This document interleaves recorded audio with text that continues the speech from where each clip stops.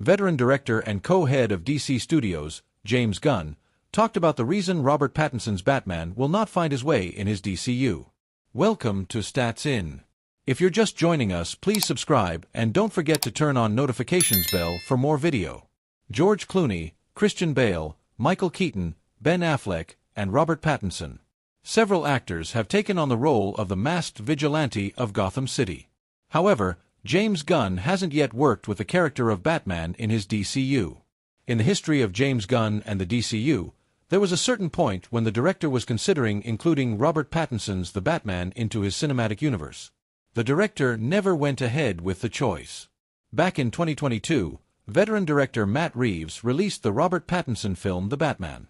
Starring the Twilight star as the caped crusader and part-time detective of Gotham City, the world simply fell in love with the film. Well, it would have been good to see James Gunn and Robert Pattinson joining forces for the DCU, but alas, it wasn't meant to be. However, that doesn't mean that the veteran director didn't think about it. The veteran director had indeed considered the possibility of Robert Pattinson's The Batman joining the DCU when it was ready. However, in the process of doing things, Gunn changed his mind. The Reevesverse, as they call it, came to be known as a part of the Elseworld, another universe set in the same one as the DCU. However, the veteran director recently revealed the reason why he didn't want to merge the two universes. At the same time, James Gunn was announced to be the co-head of the DC Studios alongside Peter Safran. Fans wondered whether the two directors would have any ego clashes or if Robert Pattinson's Batman would eventually join the DCU. In a recent interview with Josh Horowitz on the Happy Sad Confused podcast, the veteran director talked about how he wanted to keep both the cinematic universes different, since he enjoyed the freedom. But I'm committed to both telling stories in the DCU and Elseworld stories. I want the freedom to tell Elseworld stories. In the end, Gunn would know better about the DCU than most. With the success that the recent DC projects have been receiving, DCU has regained the trust of the world, and rightfully so. With some proper planning and a high-end execution, Gunn's DCU could become quite a powerful match against Kevin Feige's MCU. Only time can tell whether we could potentially see a team-up between Robert Pattinson's Batman and who James Gunn chooses to be the next caped crusader of Gotham.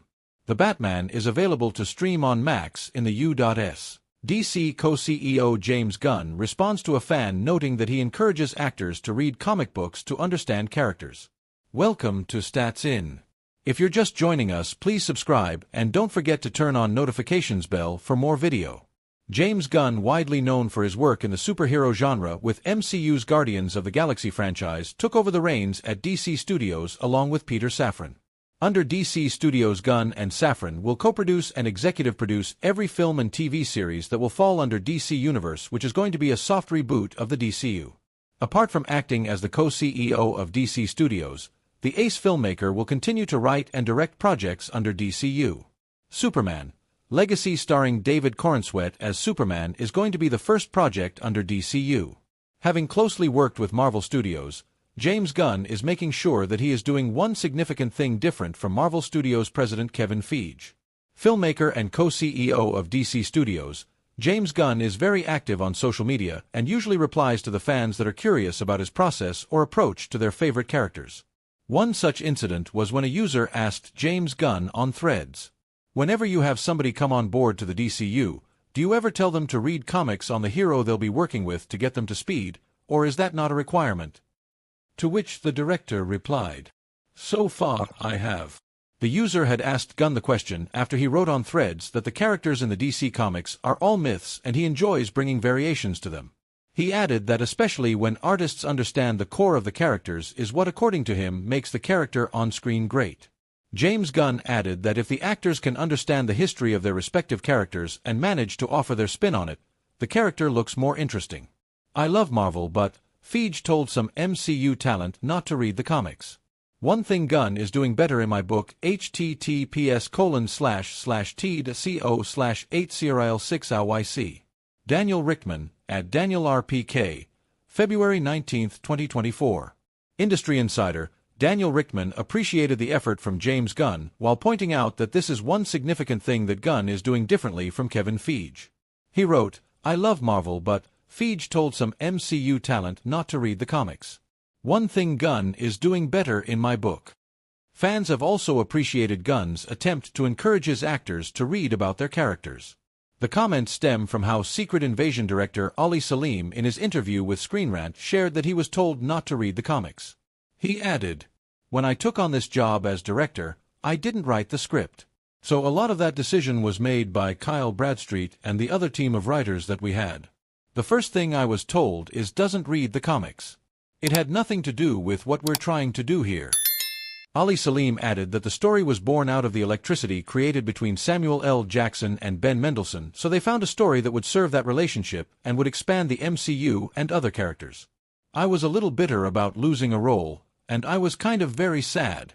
In USA, you can talk about Joe Biden, you can talk about Donald Trump, but you cannot criticize a foreign government, which is kind of like very sad, you know. And then because of that, I was cast in the movie Superman, Legacy, and then they told me, we changed the script after this Piers Morgan interview, and I want to assume good faith." The comedian was in talks to play Rumaan Harjavti, but according to IGN, the comedian was never offered the role to begin with, and the issue does come down to script changes. James Gunn took to his social media to clarify that his character was cut before he made comments on Israel.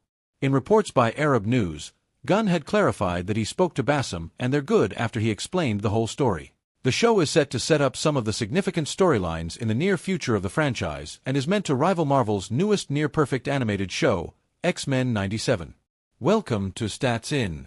If you're just joining us, please subscribe and don't forget to turn on notifications bell for more video. For some time, there was no update on the show, but in a recent fan interaction on social media, Gunn confirmed the show's release would indeed be in 2024. When James Gunn was appointed to the position of co-CEO of DC Studios, fans had high hopes for him because of his ability to make a successful superhero franchise and his work in Marvel's Guardians of the Galaxy. Later, he announced a series of projects that got the entire fandom excited. One of the projects that has got the excitement of the DC fans is its animated series titled Creature Commandos. Creature Commandos will arrive in 2024, confirms James Gunn. With everyone putting their nose to the grindstone, they are leaving no stone unturned for criticism by the fans as well as the critics. Recently, a fan asked James Gunn via Home of DCU if Creature Commandos is still coming out this year, and the co-CEO answered, "Yep." It remains a mystery if the show will take place during World War II or the present time.